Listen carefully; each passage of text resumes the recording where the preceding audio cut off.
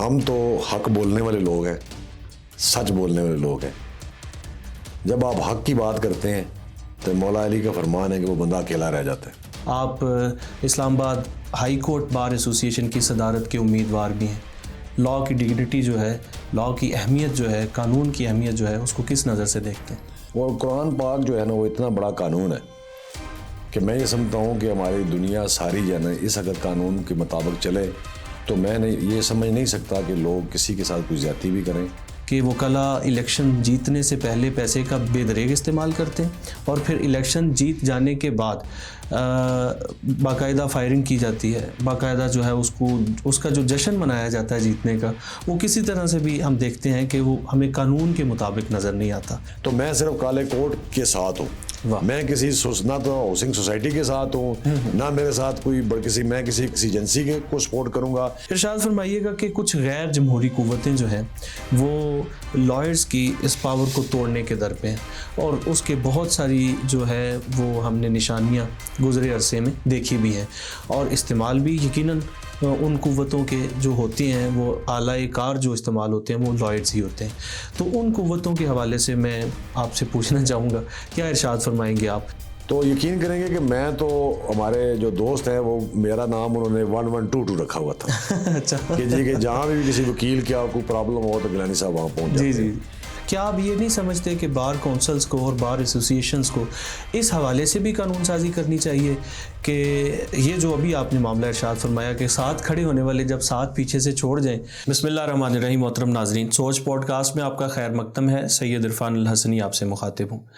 Law کی dignity, قانون کے وقار اور عزت کے حوالے سے، رسپیکٹ کے حوالے سے آج بات کریں گے کہ قوانین معاشرے میں کس قدر ضروری ہیں، اور ایک سوسائٹی کو اگر ہم نے لے کر کے چلنا ہے اور اس سوسائٹی کو باقاعدہ مہذب سوسائٹی بنانا ہے، ایک باقاعدہ اخلاقیات کے دائرے میں اور کسی ضابطے میں چلنے والی سوسائٹی اگر بنانا ہے تو یقیناً اس کے لیے قوانین کی ضرورت ہے، اور پھر ان قوانین کی عزت کرنا بھی ضروری ہے.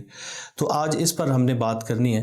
اس اہم ترین موضوع پر بات کرنے کے لیے ہمارے ساتھ ہمارے معزز مہمان سینئر ایڈوکیٹ سپریم کورٹ بھی آپ ہیں. اس کے علاوہ اسلام آباد بار ایسوسی ایشن کے صدر بھی رہ چکے ہیں محترم جناب سید واجد علی گیلانی صاحب. شاہ صاحب، آپ کے قیمتی وقت کا بہت شکریہ. میں نے جیسے کہ بات کا آغاز کیا کہ لاء کی ڈگنیٹی کسی بھی سوسائٹی میں بہت اہمیت کی حامل ہے. سب سے پہلے میں آپ سے یہی سوال پوچھنا چاہوں گا کہ ایک لمبے عرصے سے آپ نے قانون کی خدمت کی، ایز اے لائر آپ نے لاء کی ڈگنیٹی کو جو ہے وہ کہیں بھی داغدار نہیں ہونے دیا. آپ کی یقیناً جو سابقہ زندگی ہے وہ اس کی مصداق ہے. تو سب سے پہلا سوال، میں اس جانب بعد میں آؤں گا کہ آپ نے کب جوائن کیا، آپ نے کیا خدمات پیش کی، اس پر بھی بات ضرور کریں گے. سب سے پہلے میں آپ سے پوچھنا چاہوں گا کہ 22 فروری کو الیکشن ہونے جا رہے ہیں. آپ اسلام آباد ہائی کورٹ بار ایسوسی ایشن کی صدارت کے امیدوار بھی ہیں. لاء کی ڈگنیٹی جو ہے، لاء کی اہمیت جو ہے، قانون کی اہمیت جو ہے، اس کو کس نظر سے دیکھتے ہیں؟ بسم اللہ الرحمن الرحیم. سب سے پہلے تو اسنی صاحب میں آپ کا شکریہ ادا کرتا ہوں کہ آپ نے اپنے اس پروگرام میں ہمیں شرکت کی دعوت دی اور ہم نے ایکسیپٹ کی. دیکھیں، بات یہ ہے کہ قانون کے بغیر تو کوئی چیز نہیں ہوتی. اس سے پہلے بھی یعنی کہ یہ سمجھیں کہ نبی پاک صلی اللہ علیہ وسلم سے پہلے بھی جتنے بھی انبیاء گزرے ہیں انہیں بھی اللہ تعالیٰ نے جو ہے نا کسی نہ کسی کتاب کے ساتھ ان کو اپنی لوگوں کی رہنمائی کے لیے بھیجا. بے شک. اسی طریقے سے نبی پاک صلی اللہ علیہ وسلم کو بھی جب مبعوث فرمایا تو اس وقت اللہ پاک نے ان پہ قرآن پاک نازل کیا. بے شک. اور قرآن پاک جو ہے نا وہ اتنا بڑا قانون ہے کہ میں یہ سمجھتا ہوں کہ ہماری دنیا ساری جو ہے نا اس اگر قانون کے مطابق چلے تو میں یہ سمجھ نہیں سکتا کہ لوگ کسی کے ساتھ کوئی زیادتی بھی کریں. اسی قرآن کے اندر جو ہے وہ ڈرایا بھی گیا ہے، خوش بھی کہا گیا ہے، بشیرم و نذیرہ کہا گیا ہے نبی پاک صلی اللہ علیہ وسلم کو. تو یہ وہ قرآن ہے جو سب سے بڑا قانون ہے. پھر اسی قرآن کی روشنی میں جتنے بھی ممالک ہیں، اسلامی ممالک ہیں، انہوں نے اپنے اپنے جو آئین ہیں وہ بنائے ہیں. تو اسی طریقے سے جب پاکستان بنا سن 1947 میں تو اس کے بعد انٹائرم آئین بنتے رہے. جی. پھر 1973 کے اندر جو ہے وہ ایک مکمل طور پہ ایک آئین پاکستان بنایا گیا، کانسٹیٹیوشن آف پاکستان 1973 اس کو کہتے ہیں، جو میں سمجھتا ہوں کہ اس وقت کے تمام علماء، ہر مقطع فکر کے جو علماء تھے ان کو، اور مختلف پارٹیز کے جو سربراہان تھے ان کو بٹھا کر شہید ذوالفقار علی بھٹو نے اس آئین کو مکمل کیا۔ جی، پھر دیکھیں جس ملک کا قانون بنا دیا جاتا ہے پھر اس کو فالو کرنا وہ اسٹیٹ کا کام ہے۔ جی بالکل، اور اسٹیٹ کے جو سربراہان ہیں ان پہ فرض ہے، ان پہ یہ عائد ہوتی ہے، ان کی ذمہ داری ہوتی ہے کہ وہ جو بنا ہوا قانون ہے اس کو اپنے عوام کے اوپر امپلیمنٹ کریں۔ اس کے ساتھ ساتھ فوجداری نظام ہے، دیوانی نظام ہے، دیوانی کے تحت جو کچھ قوانین ہیں جو انگریزوں کے دور میں بنے تھے اسی کو انہوں نے آپٹ کیا، فوجداری بھی اور سول بھی۔ جی بالکل، پھر جو وقت گزرتا گیا اس میں امینڈمنٹس بھی ہوتی رہیں مختلف اوقات میں، اور جب کانسٹیٹیوشن مکمل بنا اس کے بعد بھی مختلف ترمیم ہوئی، جو پچھلے زمانے میں بھی ریسنٹلی جو ہے نا وہ 26ویں ترمیم ہوئی ہے، ٹھیک ہے۔ تو میں سمجھتا ہوں کہ جو قانون بنائے جاتے ہیں وہ امپلیمنٹ کروانے کے لیے بنائے جاتے ہیں، نہ کہ اس کو باندھ کر آپ صاف سائڈ پہ رکھ دیں کہ صرف ہم نے اس کو دیکھنا ہے اور اس کو ہاتھ لگا کے چوم کے سائڈ پہ رکھ دینا ہے۔ یہ میں سمجھتا ہوں کہ قانون جو ہے نا اس پہ تمام لوگوں کو عمل کرنا چاہیے، اور حکومت کا کام ہے کہ وہ لوگوں کے ہیومن رائٹس کو اسی قانون کے مطابق جو ہے نا وہ انفورس کریں۔ شاہ صاحب ارشاد فرمائیے گا کہ شروع سے بالکل بات کا آغاز کریں گے، قانون کی ڈگنیٹی کے حوالے سے ہم نے بات کر لی، آگے بڑھتے ہیں۔ لائرز پنجاب بار کونسل کے بننے سے پہلے لائسنس کیسے لیتے تھے، کیا ایک طریقہ کار تھا؟ پھر جب پنجاب بار کونسل بنی اس کے بعد لائسنسنگ کا جو سلسلہ کار وضع کیا گیا وہ کیسا تھا، اور وہ سسٹم پھر اب تک کیسے چل رہا ہے، آپ کس نظر سے دیکھتے ہیں؟ دیکھیں سر، بات یہ ہے کہ میں ڈیفینیٹ جب پاکستان بنا تو پاکستان بننے سے پہلے بھی لازمی بات یہ ہے کہ وہ ہائی کورٹس موجود تھیں۔ اس وقت جو لائسنس تھا، چاہے لوور کورٹ کا لائسنس تھا یا ہائی کورٹ کا تھا، تو لوور کورٹ کے لائسنس کے لیے وہ جو ڈسٹرکٹ اینڈ سیشن جج ہوتا تھا اس کے پاس ایک لا گریجویٹ یا ایون کہ لا گریجویٹ نہیں بھی ہوتے تھے تب بھی وہ اپلیکیشن دیتے تھے۔ یہ LLB کی ڈگری وکیل ہونے کے لیے نا یہ بعد میں آئی، اچھا ٹھیک ہے۔ ہاں جی، اس سے پہلے کوئی بھی جو پڑھا لکھا بندہ تھا، جو گریجویٹ ہوتا تھا، وہ جو فہم و فراست رکھنے والا شخص ہوتا تھا قانون کے ساتھ، وہ اپلیکیشن دیتا تھا متعلقہ ڈسٹرکٹ سیشن جج کو، وہ ڈسٹرکٹ سیشن جج بھیجتا تھا متعلقہ ہائی کورٹ کے اندر، اور ہائی کورٹ کے اندر جانا وہ اس کو دیکھا جاتا تھا، اس کا انٹرویو لیا جاتا تھا، کوئی ٹیسٹ بھی لیا جاتا تھا، تو پھر اس کو لوور کورٹ کا بھی لائسنس دے دیا جاتا تھا اور اس کے بعد ہائی کورٹ کا بھی دے دیا جاتا تھا۔ صحیح۔ تو وہاں پہ پھر وہ وہاں اپنا بطور وکیل وہ کام کرتا تھا۔ لیکن پاکستان بننے کے بعد کافی عرصے تک اسی طرح نظام چلتا رہا، اور 1978 میں سب سے پہلے پنجاب بار کونسل جو ہے نا وہ بنی۔ اسی طریقے سے تمام جو پروونسز ہیں دیگر وہاں پہ بھی اسی طریقے سے الگ الگ بار کونسلز بنی۔ کوئٹہ کی بار جو تھی بار کونسل یہ بعد میں بنی، یہ وہ سندھ بار کونسل کے ساتھ تھی جی۔ تو پنجاب بار کونسل جو ہے نا 1978 میں سب سے پہلی بار کونسل جو ہے نا وہ بنائی گئی، اور وہاں سے انہوں نے جو legal practitioner bar council act بعد میں بنا، اور اس کے تابع پھر جو ہے یہاں بار کونسلز جو معذر وجود میں آئیں، پھر ان کے مختلف ممبرز ہوتے تھے، ہر ڈسٹرکٹ سے ہر جو ہے نا وہ لیتے تھے، وہ الیکٹ ہوتے تھے، الیکٹ ہو کے ممبر بنتے ہیں۔ تو کسی زمانے میں تو یہ ہے کہ پنڈی میں بھی 2 سیٹس تھیں، اب میرے خیال میں اب 5 ہیں۔ اسی طریقے سے ہر ڈسٹرکٹ کی جو 100 سے زائد وکیل کسی بار سے میں ہو جاتا، صحیح، تو وہاں پھر 100 کے اوپر 1 سیٹ تھی۔ اچھا، 100 کے بعد جب جو ہی ان کی جنا جی انکریز ہوتی، چاہے وہ 110 کیوں نہ ہو جائے، 20 کیوں نہ ہو جائے، سیٹ آٹومیٹکلی 2 ہو جاتی ہیں۔ صحیح۔ پھر یہ اس کے بعد جو ہے وہ یہ تقریباً جو ہے نا وہ میرے خیال میں 1999 میں جو ہے وہ انہوں نے یہ کر دیا کہ ہر پروونس کی جو بار کونسل ہے اس میں جو سیٹس تھیں وہ متعین کر دیں۔ اچھا، کہ پنجاب کی 75 سیٹ ہوں گی، اسی طریقے سے 35 ہوں گی، 36 ہوں گی مختلف پروونسز کی. بالکل ٹھیک. تو یہ بار کونسل اس طریقے سے یہ تمام صوبوں کی یوں بنی. صحیح، بالکل صحیح. شاہ صاحب آتے ہیں اب اسلام آباد کی طرف، چونکہ آپ کا تعلق جو ہے وہ اسلام آباد بار ایسوسیشن اور پھر بار کونسل کے ساتھ رہا. بار ایسوسیشن سے لے کر کے بار کونسل تک کا سفر کیسا رہا، ارشاد فرمائیے گا.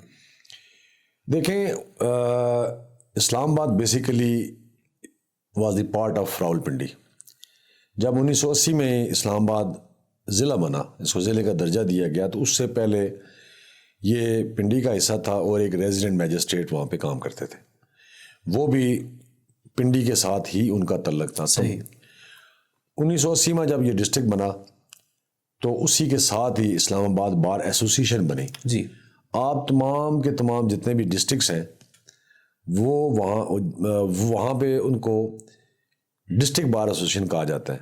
لیکن اسلام آباد پورے پاکستان میں ایسی بار ہے جس کا نام اسلام آباد بار ایسوسیشن ہے، ڈسٹرکٹ کا لفظ نہیں ہے اس میں. تو اس کو اس حوالے سے باقی جتنے بھی ڈسٹرکٹس ہیں ان سے زیادہ اس کی زیادہ اہمیت گنی جاتی ہے. یہ 1980 میں جب بار ایسوسیشن بنی، اسلام آباد بار ایسوسیشن بنی، تو اس وقت جب ضلع بنا تو اس وقت یہاں اسلام آباد کے اندر جو ہے وہ صرف ایک ڈسٹرکٹ اسیشن جج اور ایک سینئر سول جج تھے، 2. پھر جو وقت گزرتا گیا پاپولیشن بڑھتی گئی، وکلاء بھی اس وقت 1980 میں تقریباً 20 سے 30 وکلاء تھے، صرف 20 سے 30 وکلاء. صحیح.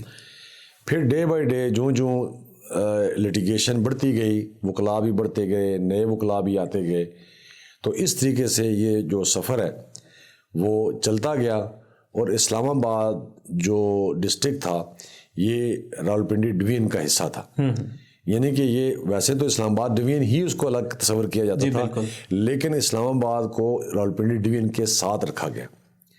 اور ہمارے بھی ایفیلیشن جو ہے نا وہ پنجاب بار کونسل سے ہی تھی. صحیح. اسلام آباد بار ایسوسیشن کے تمام وکلاء جو ہے بنیادی طور پہ وہ پنجاب بار کونسل میں ہی ان کی انرولمنٹ تھی. صحیح. اور انرولمنٹ وہاں پہ تھی. پھر اسلام آباد کیونکہ ڈسٹرکٹ تھا تو اس کی ایک سیٹ تھی پہلے پنجاب بار کونسل کی. پھر اس کے بعد 2 سیٹس ہوئیں، اور 2 سیٹس ہونے کے بعد پھر جب سیٹس کو مختص کر دیا گیا، 75 تک محدود کر دیا گیا، تو پھر وہ واپس اسلام آباد کی ایک سیٹ ہو گئی. ٹھیک. پھر وقت جو گزرتا گیا، میں خود 2005 میں جب سیکرٹری بنا اسلام آباد بار ایسوسیشن کا، تو وہاں اس وقت ہم نے ایک تحریک چلائی کہ اسلام آباد چونکہ ایک کیپٹل ہے اور دہلی بھی کی طرز پر ایک یہاں پر کیپٹل ہائی کورٹ ہونی چاہیے. اچھا. یعنی کہ فیڈرل ہائی کورٹ ہونی چاہیے. اچھا. تو وہ اس کے جو بنیادی اس تحریک کے جو بانی تھے، اللہ ان کو مغفرت کرے، ڈاکٹر جی ایس خان صاحب تھے، جو بیرسٹر جی ایس خان بھی تھے، بیرسٹر بار لا بھی انہوں نے کیا ہوا تھا. وہ Rawalpindi high court bar association کے پریزیڈنٹ بھی رہے.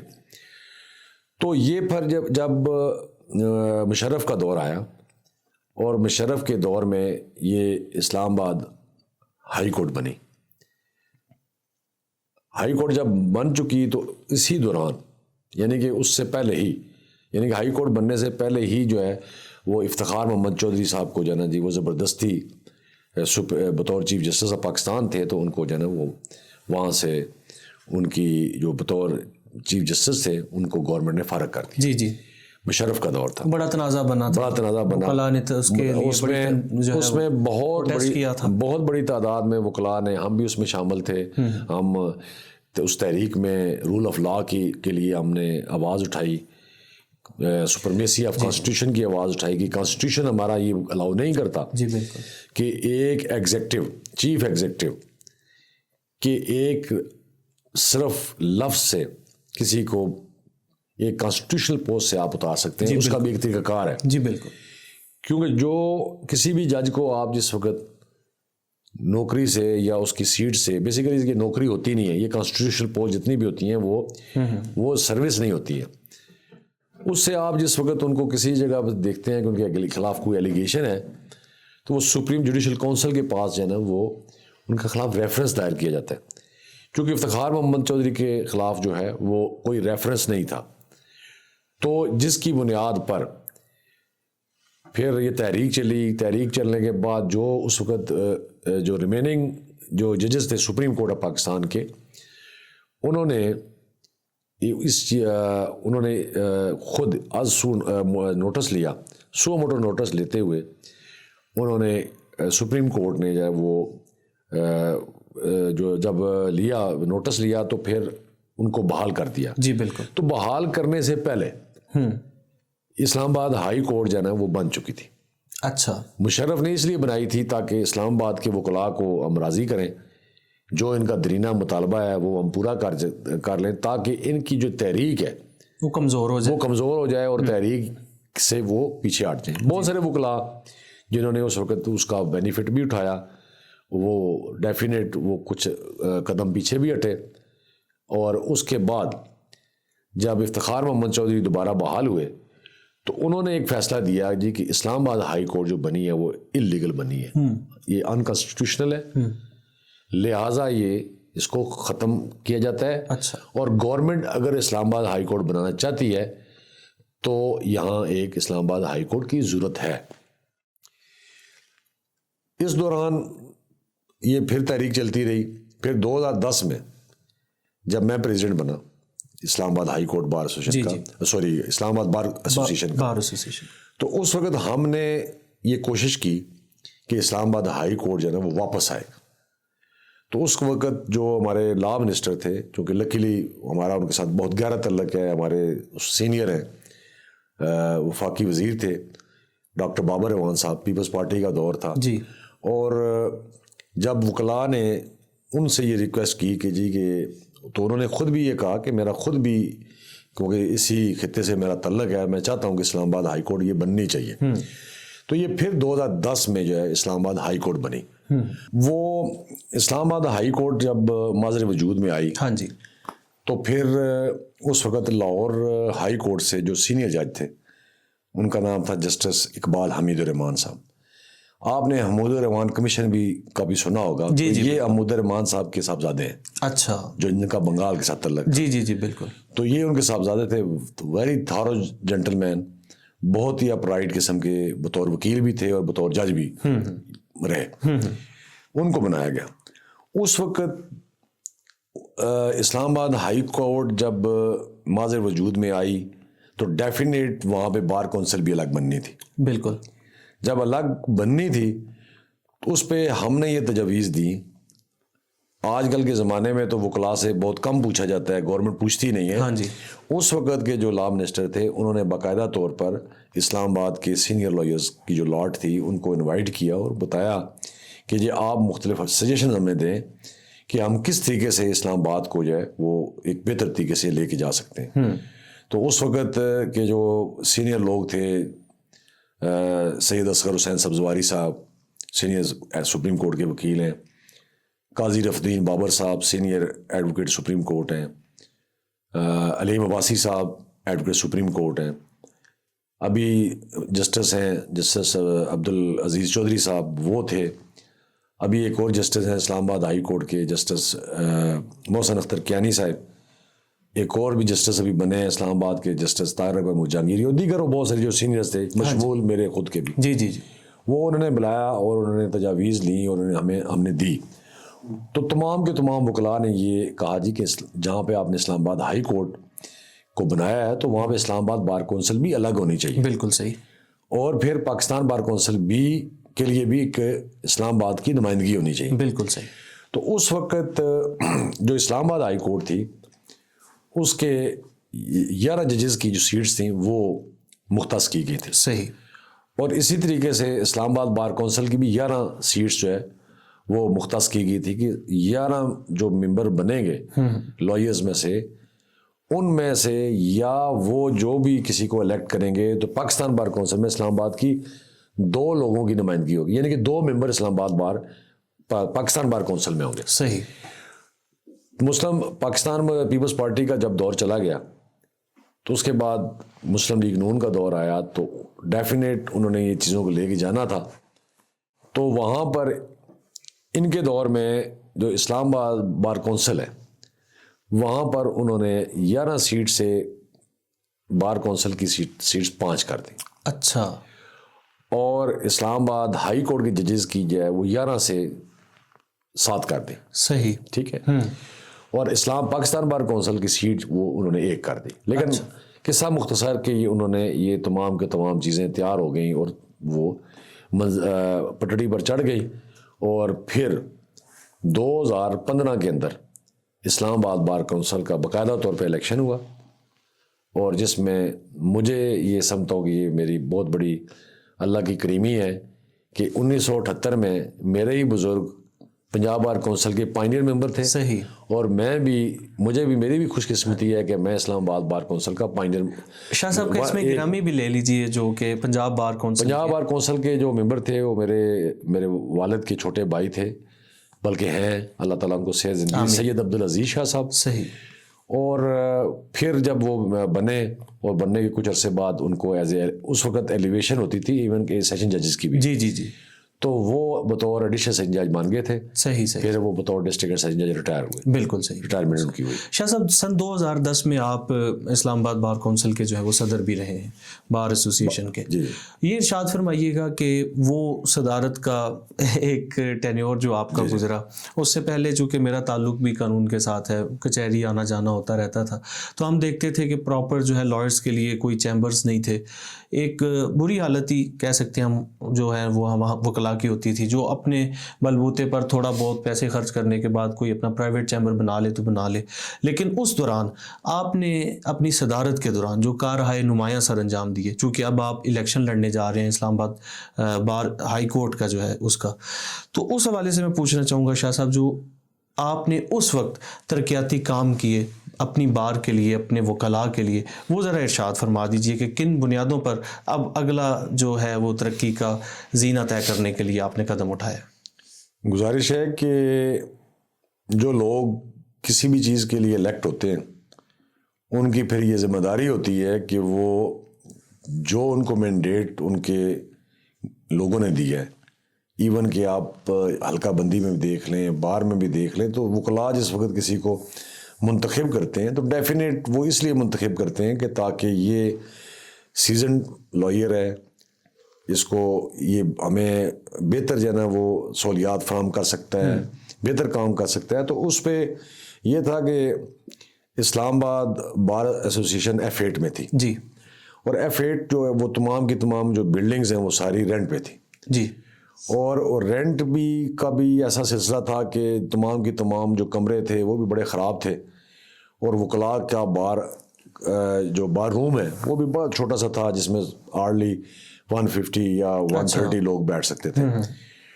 تو پھر ایون باہر ایک کھلی جگہ تھی, وہاں پہ بھی کھلی جگہ تھی جس پہ ہم نے دیکھا پروگرام بنایا. تو یقین کریں گے کہ میں تو ہمارے جو دوست ہیں وہ میرا نام انہوں نے 1122 رکھا ہوا تھا. اچھا. کہ جہاں بھی کسی وکیل کیا کوئی پرابلم ہو تو گیلانی صاحب وہاں پہنچ جاتے ہیں. جہاں بھی کوئی چیز ہو تو ڈیفینیٹ چیزیں ہوتی ہیں کہ آپ پہ ان لوگوں کا اعتماد ہوتا ہے. بالکل. کہ کہ یہ لوگ ہمارے اعتماد پہ پورا اتریں گے اور ان کو ہم الیکٹ کریں. اور میں سمجھتا ہوں کہ اسلام آباد بار ایسوسیشن کا I was the one of youngest president of Islamabad bar association. تو میں یعنی کہ جو بھی پیچھے سے آپ اٹھائیں گے جتنے بھی صدور گزرے ہیں, تو وہ جو ایج میری تھی ایٹ دیٹ ٹائم, میری ایج 39 یا اس سے کم ہی تھوڑی سی ہوگی. تو اس سے پہلے اتنی ایج کا ہمارا اسلام آباد کا جو پریزیڈنٹ کبھی نہیں بنا. ایک دفعہ سنا تھا کہ راول پنڈی کے اندر وہ سینئر لائر ہیں سید ظفر علی شاہ صاحب, اسلام آباد کے سینیٹر بھی رہے ہیں. جی. وہ تقریباً جو ہے نا وہ 34 سال کی ایج میں وہ president district bar association Rawalpindi بنے. تو یہ میں سمجھتا ہوں کہ یہ مجھے بھی اعزاز حاصل ہے کہ میں I was one of youngest. بالکل صحیح. تو وکلاء جو ہے وہ اس وقت محسوس کرتے تھے کہ میں چونکہ ینگ آدمی ہوں تو شاید ہو سکتا ہے کہ میں اچھا پرفارم نہ کر سکوں, اور میرے اندر بھی ایک جذبہ تھا کہ میں ان کی پرفارمنس ان کو شو کروں گا کہ میں یہ کام کر سکتا ہوں. تو جس پر اس وقت کے جو لا منسٹر سے ہم نے ان کہا جی ہماری یہ پرابلمز ہیں, ہمارے پاس حال نہیں ہے. یہ اس وقت انہوں نے ہمیں ایک خطیر رقم بار کے اکاؤنٹ میں بھیجی اور ہم نے وہاں پہ ایک ہال بنایا. اور اس کا نام بھی آپ کے نام سے منسوب کیا. وہ بھی میں نے خود نام نہیں رکھنا تھا, وہ چونکہ میں سمجھتا تھا کہ ان کا نام، اس ہال کا نام ہم جنہوں نے ہمیں ہماری بار کی خدمت کی ہے ڈاکٹر بابر روان صاحب کی، جی جی جی، تو یہ ان کے نام پہ ہونا چاہیے تھا. لیکن وہاں پہ چونکہ ایک ریزولوشن ہوئی، اور ریزولوشن میں تمام کے تمام جو اکثر وکلاء تھے انہوں نے کہا نہیں جی یہ آپ کی ہے، آپ کا نام یہ ہونا چاہیے. تو پھر میں نے کہا میں تو خود نہیں کرتا، آپ خود ہی اس کو تختی لیں اور اس پہ نام جنہوں کے بھی لکھنے ہیں. تو الحمدللہ وہ بھی افتتاح جو ہے وہ واجد گیلانی ہال کا بھی آنریبل چیف جسٹس اسلام آباد ہائی کورٹ جو پہلے چیف جسٹس تھے اقبال حمید الرحمان صاحب نے کیا. اور یہ کام نہیں بلکہ ہم نے جو لائبریری ہے اس کو رینوویٹ کیا، اور بہت خوبصورت لائبریری بنائی. کوئی بھی ایسا لا نہیں تھا جو ہماری لائبریری میں نہیں تھا. اور پھر میں نے ایک دن دیکھا کہ ایک ہماری خاتون تھی، لیڈی لائر تھی، ظاہر ہے ہماری بچیاں ہیں، بہنیں ہیں، انہوں نے بچہ ایک اٹھایا ہوا تھا. اچھا. تو ساتھ وہ فائلیں اٹھا کے تو کورٹ میں جا رہی تھی. تو میں نے کہا یار کوئی ایسا پروگرام کرنا چاہیے کہ کوئی ڈے کیئر سینٹر بنایا جائے. وہ پھر میں نے ایک چیف کمشنر تھے ہمارے اسلام آباد کے، طارق پیرزادہ صاحب، جو ابھی ہماری بار کے ممبر ہیں اسلام آباد بار ایسوسیشن کے. میں نے ان سے ریکویسٹ کی اور میں نے کہا جی کہ آپ ہمیں تھوڑا سا یہ بنا کے دیں. انہوں نے ہمیں ڈے کیئر سینٹر بنا کے دیا. وہاں پہ مختلف کھلونے، دوسرا تیسرا، پھر ایک آیا رکھ کے دی، 2 آیا کر کے دی کہ تاکہ وہ بھی جو ان کی سیلری تھی وہ بھی گورنمنٹ دیتی تھی. صحیح. اور بچے کس کس مار رہے ہیں وہ کلا کے. وہ ایون کہ میں آپ کو بتاؤں کہ ایک وکیل صاحب تھے، وہ ایک دن بچہ اپنا اٹھا کے لے کے آئے. انہوں نے وہاں چھوڑا جو کہ ان کی وائف کو بیمار ہوں گی، جو وہ ساتھ لے آئے. صحیح. پھر میں نے وہاں پہ ایک ڈسپنسری بنائی. وہ بھی الحمدللہ چیف کمشنر صاحب جو تھے طارق محمود پیرزادہ صاحب بڑے اللہ والے لوگ ہیں، یعنی پیر کھارا سے ان کا تعلق ہے، وہاں کے قدنشین بھی ہیں. انہوں نے پھر ہمیں وہ ڈسپنسری بھی بنا کے دی، جس میں ہمارے ایک ملک وقاص صاحب ہیں، میرے ایڈوکیٹ ہیں سپریم کورٹ بھی، ان کی بڑی کاوش تھی.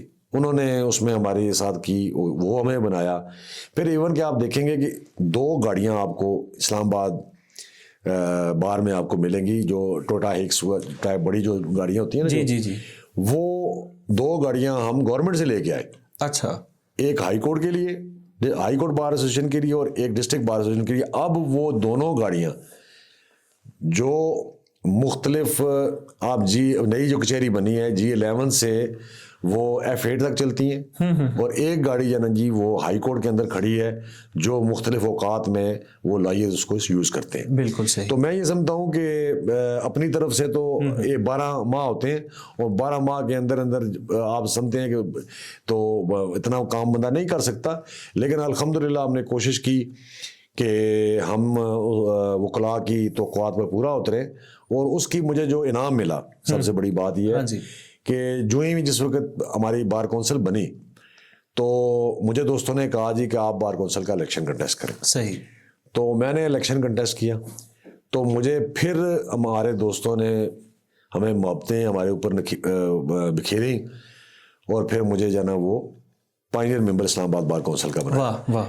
تو پھر ہم نے وہ بھی وہاں پہ بھی خدمت کی. آپ یقین کریں گے کہ جب بار کونسل بنی 2015 میں، ہاں جی، تو اس وقت بھی ہمارے پاس نہ تو پیسے تھے. پنجاب بار کونسل نے ایک سنگل پینی بھی نہیں دیا. ہمارا اکاؤنٹ بالکل -0 تھا. اور یہاں پر آ کر ہمارے ساتھ جو 5 ممبر الیکٹ ہوئے تھے، 36 وہ جو لائر تھے وہ الیکشن انہوں نے کنٹیسٹ کیا. اچھا. جن میں سے ہم 5 لوگ الیکٹ ہوئے. ٹھیک. ایک جناب شعیب شاہین صاحب، صحیح، سینئر ایڈوکیٹ سپریم کورٹ کے. جی. دوسرے جناب قاضی رفیع الدین بابر صاحب ایڈوکیٹ سپریم کورٹ ہیں.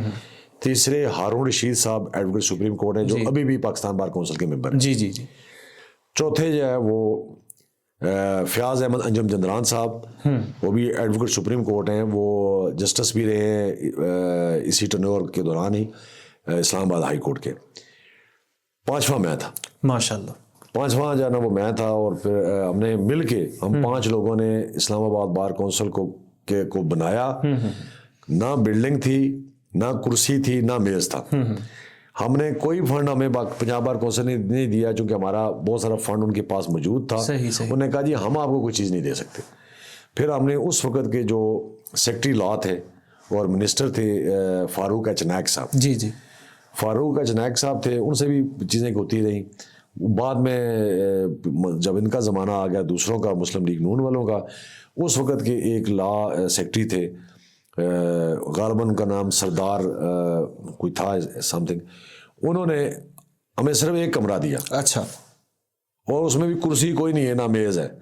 تو پھر مجھے جو کوئی بھی دوست ملنے کے لیے آتا, مبارکباد دینے کے لیے آتا, تو میں اس کو کہتا یار آپ خالی ہاتھ آ گئے کوئی, تو وہ نے کہا جی بتائیں ہمارے لیے کیا خدمت ہے. اچھا, تو پھر ہم کہتے ہیں ایک کو کہ آپ ایک میز لے کے دے دیں, دوسرے کو کہا کہ وہ چیئرز دے دیں. جی جی جی, بلکہ ایک میرا شاگرد آیا مجھے ملنے کے لیے, اس کا نام ملک ظہیر ہے, جی جی, ظہیر احمد عوان صاحب ہے. جی جی جی, تو مجھے کہتے ہیں جی کہ شاہ جی آپ بتائیں میرے لیے کیا. میں نے کہا یار اس طرح کریں کہ آپ, انہوں نے بھی کافی سارا وہاں پہ اسلام آباد بار کونسل میں ہمیں ہیلپ آؤٹ کیا. اچھا اچھا, تو میں یہ سمجھتا ہوں کہ یہ ساری اسلام آباد بار کونسل ہمارے وکلاء نے ہی بنائی ہے. بالکل ایسے ہی, ٹھیک ہے. بالکل. اب ماشاءاللہ ابھی جو نئے جو لوگ وہاں پہ آئے ہوئے ہیں وہ سمجھیں کہ پورا فلور ان کے پاس ہے. صحیح, سیکٹری کام کر رہے ہیں وہاں پہ, مختلف کلرکس وغیرہ کام کر رہے ہیں, لوگوں کو بہت اچھا پرفارمنس ان کی ہے. شاہ صاحب ارشاد فرمائیے گا, اتنی خدمات آپ نے وکلاء کے لیے یہاں پر پیش کی, اپنی بار کے لیے ایک لمبا عرصہ اپنے آپ کو جو ہے وہ آپ نے سرو کیے رکھا, اور پھر آپ کے جو مد مقابل ہیں محترم عبد الواحد قریشی صاحب جو کہ آپ کے مد مقابل الیکشن لڑ رہے ہیں, تو آپ پہلے تو انالائز فرمائیے اپنے بیک گراؤنڈ کو اور ان کے بیک گراؤنڈ کو اور الیکشن کی صورتحال کو, کہ آپ کیا سمجھتے ہیں کہ کیا ہونے جا رہا ہے. دیکھیں جی, ہمارے بار کی بڑی خوبصورتی ہوتی ہے کہ ہم سارے دوست ہی آپس میں الیکشن کنٹیسٹ کرتے ہیں, آمنے سامنے بھی دوست ہوتے ہیں. جی جی, عبد الواحد قریشی صاحب میرے لیے بہت محترم ہیں, بڑے اچھے میرے بھائی ہیں, مطلب جیسے میرے ہم اسکول فیلو سمجھ لیں, کالج فیلو سمجھ لیں, وہ بھی مجھ سے سینئر تھے کالج میں بھی. اچھا اچھا, تو میں ان کا بڑا احترام کرتا ہوں. لیکن چونکہ میرا ایک اپنا طریقہ کار ہے الیکشن کنٹیسٹ کرنے کا, مجھے تو اسلام آباد کے سینئر وکلاء, ایون کہ بار کونسل کے لوگ بھی, انہوں نے مجھے خود بلایا بار کونسل میں, اور بلا کے مجھے کہا کہ جی کہ یو کنٹیسٹ دا الیکشن اچھا, فار پریزیڈنٹ آف اسلام آباد ہائی کورٹ. تو میں نے ان کی اس رائے کو ایکسیپٹ کیا, اور اس کے بعد میں نے مختلف دوستوں سے بھی رائے لینے کے بعد پھر میں نے اپنے آپ کو جو ہے وہ اس میں سامنے لے کے آیا. میں اپنی مرضی سے نہیں آیا. جی بالکل. ہاں, یہ الگ بات ہے کہ جب عبد الواحد قریشی صاحب یہاں تشریف لائے, چونکہ وہ بااثر آدمی ہیں مختلف حوالے سے, تو مجھ سے جنہوں نے مجھے کہا تھا کہ آپ الیکشن لڑیں, ان میں سے ایک دو ان کے پیچھے چلے گئے. تو بہرحال یہ ہے کہ یہ الیکشن ہوتے ہیں, کوئی ایسی بات نہیں ہوتی ہے, ہمارے لیے وہ قابل احترام ہے.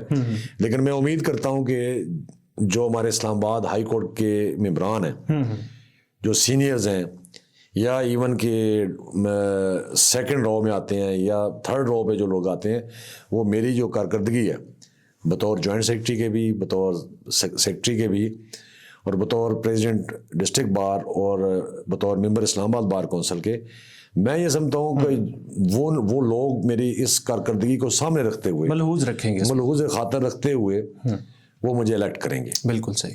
اور وجہ یہ ہے کہ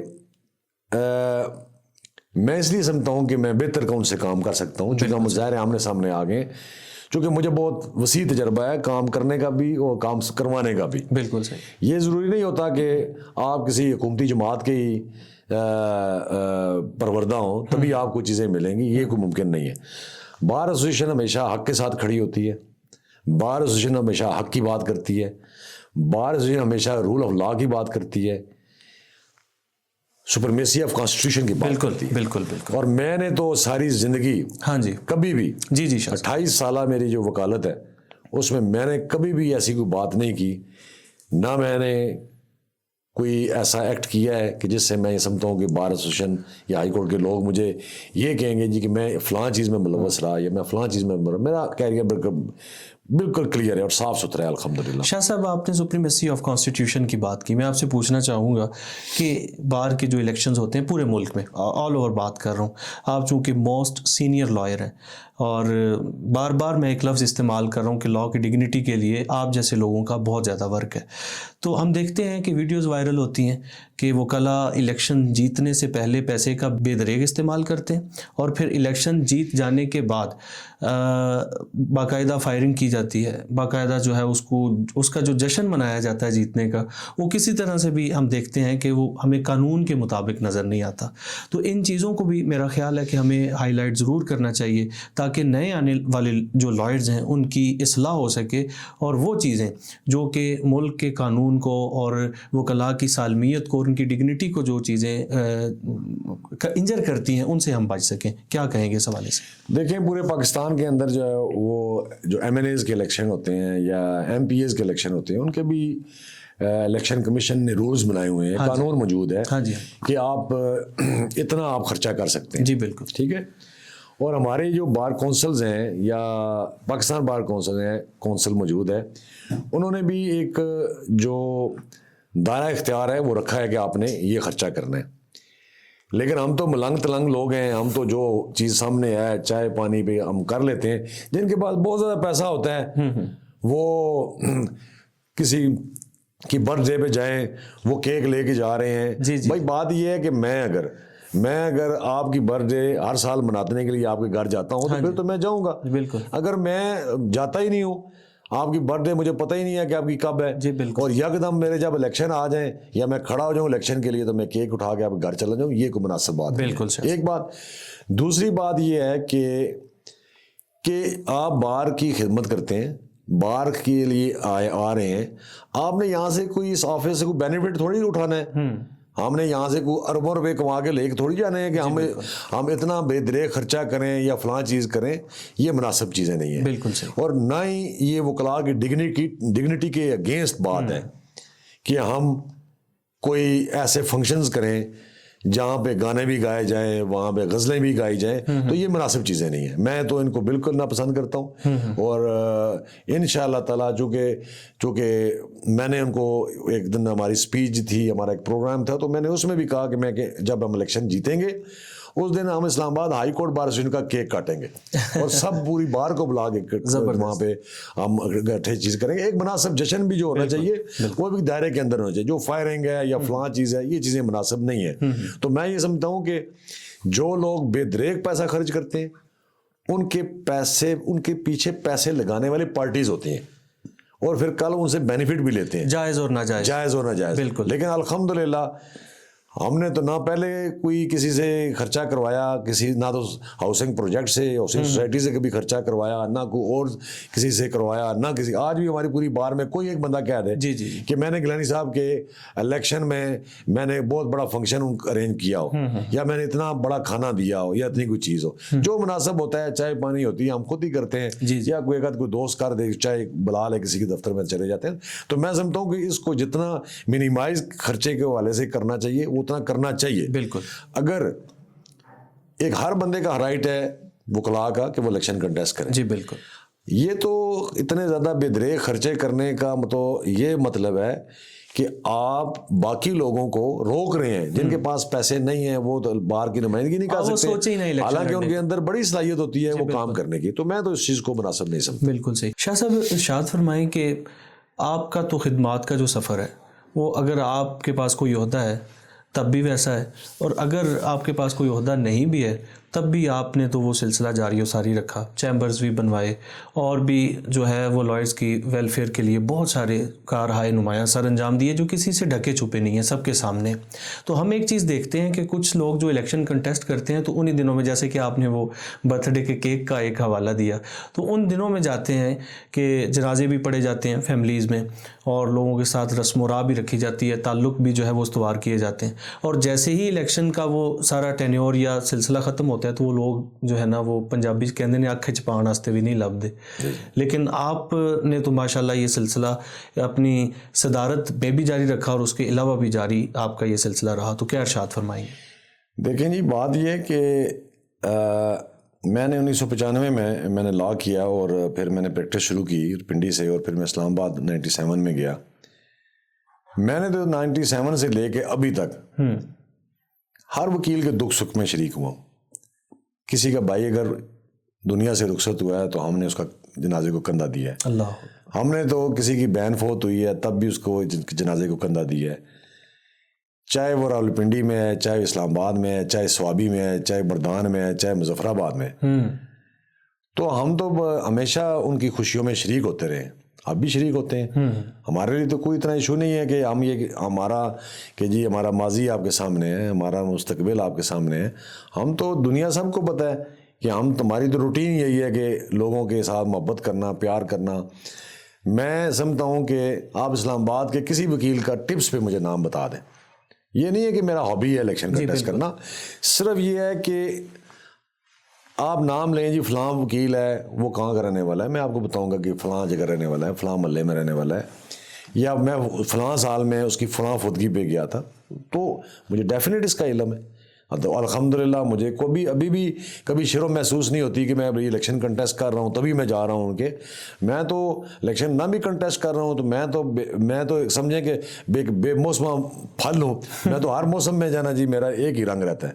تو الحمدللہ میں تو ہمیشہ دوستوں کے ساتھ چلنے والا بندہ ہوں. جب بھی کوئی رات کے 12 بجے بھی اب بھی کال کرے، پہلے بھی جب میں صدر رہا نہیں رہا، سیکرٹری رہا نہیں رہا، بار کونسل کا ممبر رہا نہیں رہا، تب بھی ہم جاتے رہے. ہم مال اکٹھا نہیں کرتے رہے، ہم تو عوام کی محبتیں اکٹھے کرتے رہے ہیں، وکلا کی جو ہے وہ محبتیں اکٹھے کرتے رہے، لوگوں کا تعلق کمایا. لوگوں کا تعلق کمایا. شاہ صاحب ایک اور اہم ترین سوال جو کہ پھر سے عرض کروں گا کہ آپ کا ایک بیک گراؤنڈ جو ہے خدمات کے حوالے سے وہ کسی سے ڈھکا چھپا نہیں ہے. ایک عرصے سے آپ لائرز کی خدمت میں جو ہے کوشاں ہیں.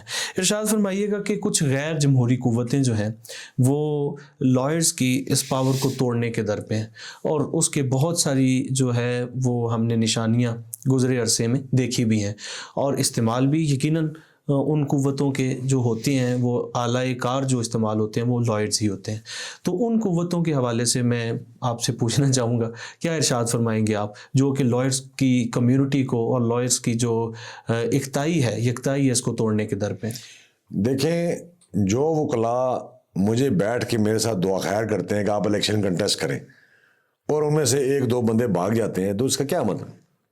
اس کا معنی یہی ہے نا کہ اس کے پیچھے وہ 2 لوگ وہی تھے جی بالکل، جن کے اپنے مفادات تھے، یا انہیں کسی نے کہا کہ آپ یوں نہ کریں، فلاں بندے کو سپورٹ کریں. جی بالکل. تو یہ چیزیں تو ہوتی ہیں، تو لیکن ہم فیس کرتے ہیں ان چیزوں کو. ہم تو رول آف لا کے ساتھ ہیں، نہ تو ہمارا کسی جماعت کے ساتھ تعلق ہوتا ہے. میں بھی دیکھیں، میں الیکشن کنٹیسٹ کر رہا ہوں، ہو سکتا ہے میری کسی جماعت کے ساتھ تعلق ہو. میرے اپوننٹ جو ہیں وہ میرے خیال میں وہ ایک جماعت ہے علیم خان صاحب کی، ان کے وہ لائرز ونگ کے وہ پریزیڈنٹ ہیں. میں تو نہیں پریزیڈنٹ. میں ہو سکتا ہے کسی پارٹ ہوں، حصہ ہوں ہلکا سا، لیکن میں تو جس وقت وکیل ہوں یا میں تو الیکٹ ہوں گا تو میں صرف کالے کوٹ کے ساتھ ہوں. میں کسی نہ تو ہاؤسنگ سوسائٹی کے ساتھ ہوں، نہ میرے ساتھ کوئی میں کسی ایجنسی کو سپورٹ کروں گا. میں نے تو وہ کام کرنا ہے جو لائرز کی ویلفیئر کے لیے ہے. ہمارا چونکہ بہت بڑا پروجیکٹ جو ہے وہ اسلام آباد لائرز کا جو کمپلیکس ہے وہ رہتا ہے جی، چیمبرز رہتے ہیں ہمارے پاس. تو آپ یقین کریں گے کہ آپ جہاں G11 میں جائیں گے، شفٹ تو وہ ہو گئے ہمارے، وہ بھی ایک بہت بڑی سازش ہے جس کی وجہ سے جانا جی وہ G11 F8 سے ہمیں جس طریقے سے لایا گیا G11 کے اندر، اور وہاں پہ تمام کے تمام وکلا، ہماری بہنیں، لیڈیز، اور جس طرح بے سر و سامانی کی عالم وہاں کھڑے ہو کے لوگوں سے جنا وہ نوٹس لے رہے ہوتے ہیں یا بات کر رہے ہوتے ہیں. تو میں تو وہ لفظ میں وکلا کے لیے کچھ کہہ نہیں سکتا کہ کس جو بے حرمتی ہمارے اس کالے کوڈ کی یہ کی گئی ہے، یہاں پہ اٹھا کے پھینکا گیا ہے. وہ کون لوگ ہیں؟ وہی لوگ ہیں نا جو جنہوں نے میرے ساتھ دعا خیر کر کے یا مجھے کھڑا کر کے، ان میں سے کچھ لوگ بھاگ گئے میرے ہٹ کے. تو ایسے لوگ تو ہوتے ہیں ہر جگہ مفادات اٹھانے کے لیے. تو میں یہ سمجھتا ہوں کہ کیا آپ نہیں سمجھتے شاہ صاحب، سوری ٹو انٹرپٹ، کیا آپ یہ نہیں سمجھتے کہ بار کونسلز کو اور بار ایسوسیشنز کو اس حوالے سے بھی قانون سازی کرنی چاہیے کہ یہ جو ابھی آپ نے معاملہ ارشاد فرمایا کہ ساتھ کھڑے ہونے والے جب ساتھ پیچھے سے چھوڑ جائیں تو ان کے حوالے سے کوئی ایسی قانون سازی کر دی جائے باقاعدہ، تاکہ آئندہ ایسا نہ ہو سکے؟ وہ تو دیکھیں نا، وہ تو ایک اخلاقیات ہوتی ہیں. دیکھیں نا، ہمارے ایک ہوتا ہے اسٹیٹ لا، ایک پرائیویٹ لا ہوتا ہے. جی، اب پرائیویٹ لا کیا ہے؟ اسٹیٹ تو کہتی کسی کو نہیں کہتی کہ نماز پڑھیں، جی ٹھیک ہے جی، اسٹیٹ سزا نہیں دیتی. لیکن پرائیویٹ لا کے اندر جو ہے نا وہ گلٹی کانشیس ہوتا ہے کہ میں نماز نہیں پڑھ رہا، میں روزہ نہیں رکھتا، اللہ مجھ سے ناراض ہے. بالکل. تو اخلاقیات بھی تو یہی چیزیں ہیں نا کہ ایک بندہ جو ہے نا جی وعدہ کرتا ہے اور پھر وعدہ خلافی کرتا ہے نبی پاک نے فرمایا کہ لا دین الا من لا دلو، جو وعدہ پورا نہیں کرتا وہ مجھ میں نصیحت. تو ٹھیک ہے انہوں نے مجھ سے جو وعدہ کر کے انہوں نے نبھایا نہیں ہے تو وہ نبی کے اس فرمان کے مترادف متضاد چلے گئے ہیں. تو میں تو ان کو کچھ نہیں کہہ سکتا، وہ تو اخلاقیات کی باتیں. ٹھیک ہے جی. تو لہٰذا ان کو یہ چیز خیال کرنا چاہیے کہ ہم نے خود جو چیزیں کر رہے ہیں تو اس پہ قانون کے ساتھ. مومن کی جو نشانیاں حضور نے ارشاد فرمائی ہیں کہ جب وہ بات کرتا ہے تو پوری کرتا ہے، وعدہ کرتا ہے تو وعدہ خلافی نہیں کرتا. مومن جو ہے وہ فوش گو نہیں ہوتا، وہ بد زبانی نہیں کرتا. شاہ صاحب آپ نے بڑے خوبصورت انداز سے ساری باتوں کا جواب بڑا مفصل ارشاد فرمایا. کوئی دل کی بات، کوئی من کی بات، کوئی میسج یا پیغام کیا ارشاد فرمائیں گے؟ دیکھیں سر، بات یہ ہے کہ ہم تو حق بولنے والے لوگ ہیں، سچ بولنے والے لوگ ہیں. جب آپ حق کی بات کرتے ہیں تو مولا علی کا فرمان ہے کہ وہ بندہ اکیلا رہ جاتا ہے، لیکن اکیلے بھی آپ رہ جائیں تو پھر بھی حق کی بات نہ چھوڑیں. Thank you very much. بہت شکریہ شاہ صاحب.